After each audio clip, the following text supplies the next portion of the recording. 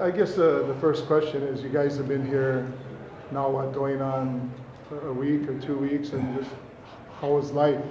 It's pretty tough. You know, we have family. My father-in-law has 5 daughters, and in the family, I think we have 84 just with the one family, and then 56 of us are homeless right now. We lost our houses, so, and we're from one end of Lahaina to the other, so from Wahikuli all the way to Puamana, the 5 different properties plus the 3 rentals.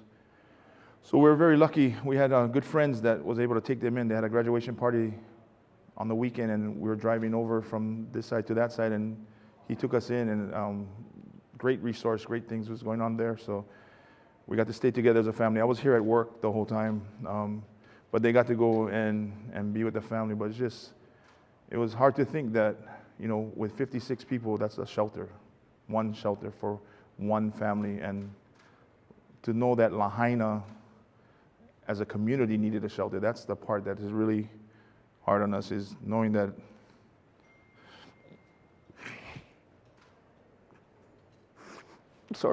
all of Lahaina needs help. That's what the hardest part is, and what we want everyone to understand is that we're the only town on the west side of the island. Lahaina is us, it's us as people. And even, like we said, we're all family. We know your family from mountain to the sea, you know, Napili to Oluwalu. We know everybody here. We may not be blood related, we might not be super close and understand everybody, but we know each other and we know families. And even though my immediate family was very fortunate for everybody to get out of there and be able to survive through with us, we still have a bunch of family out there that are still missing and people still looking, you know, and stuff. And that's one of the hardest parts of it, is because we feel it as a town. Lahaina isn't a place, it's the people here. And we are all Lahaina. It's all of our ohanas out here. And to see our friends, our families go through this and looking for people, that's the toughest part for everyone. You know, we can rebuild, and we're going to rebuild. We're going to be back. But we cannot bring people back, and that's the tough part. So that's where all the struggle is right now, and trying to cope with that part of life now. This is the normal, and this is hard to get used to, and we're trying to as people, but we just need all the support we can get at this point, you know. And then could you ever imagine to be sheltering, living in the place where you work? Yeah, I mean, it was great the way they took us in from the first night. We had 75 employees and families. So we're looking at 250 people from the first night with no delivery service, you know, no power, and just being able to help out and open the freezers and cook food for everybody was great support from the hotel. And that was happening up and down the strip. So it's just the support that the workplaces is giving us is just tremendous. And then now opening up this service center for people and trying to bring them here and get help there's so many things going on out there, and it's hard to understand what is real and what is not real.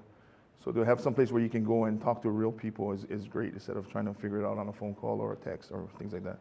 Especially when the phone services were down for so long, so it's hard.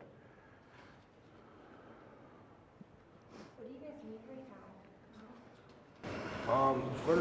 For the most part, like I have a 2-month-old at home, but like I said, like we've said constantly, Lahaina, we're supporting each other, and the rest of Maui too. That's where Maui Strong comes from.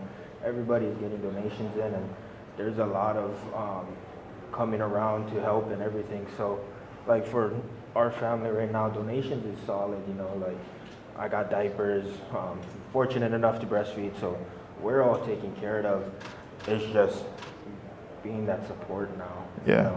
You know, we can't do this on our own. No matter how strong we are, anyone you talk to from Lahaina as well, they're not gonna come up to you and say, hey, we need the help. You know, we're very strong people here, so this impact on us is definitely different for all of us. Like, if you read everybody's GoFundMe pages, I never thought I would have to ask this, or I feel weird asking for this, is because we don't want to rely on people, but at this point we just need the support, and we need people to understand that hey, we might not ask, but we definitely need that right now.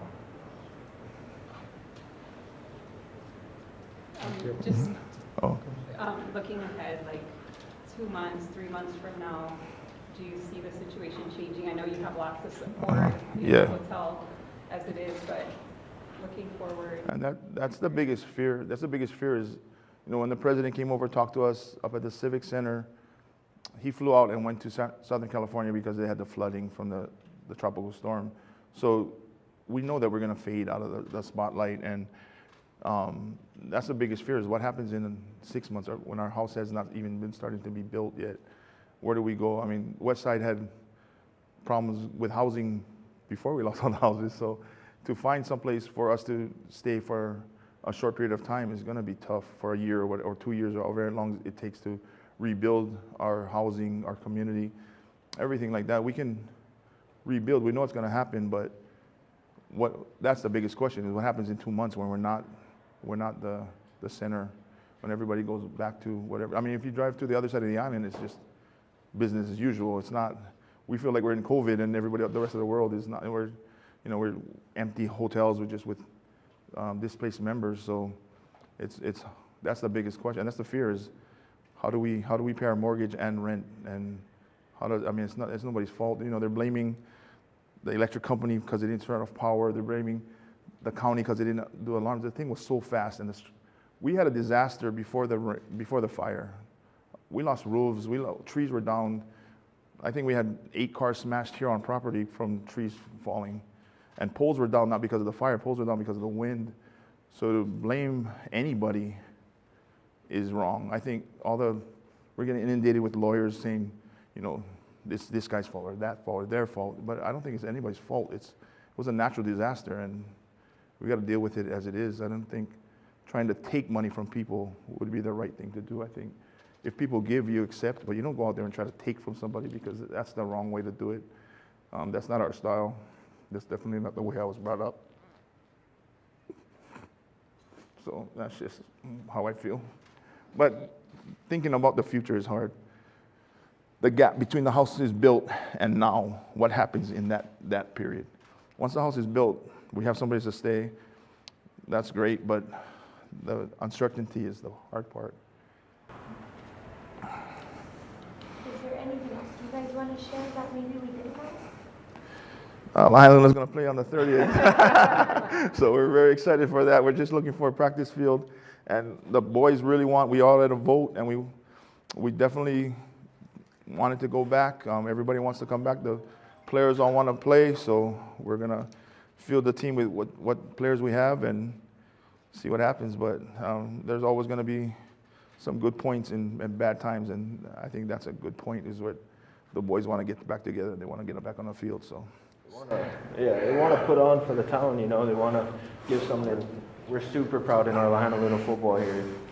So they have that opportunity to make the town proud and give us hope one more time, So it's definitely a nice thing that we were able to get that back, and hopefully we can get all the sports back for Lahaina Luna this year. And that's going to be our hope.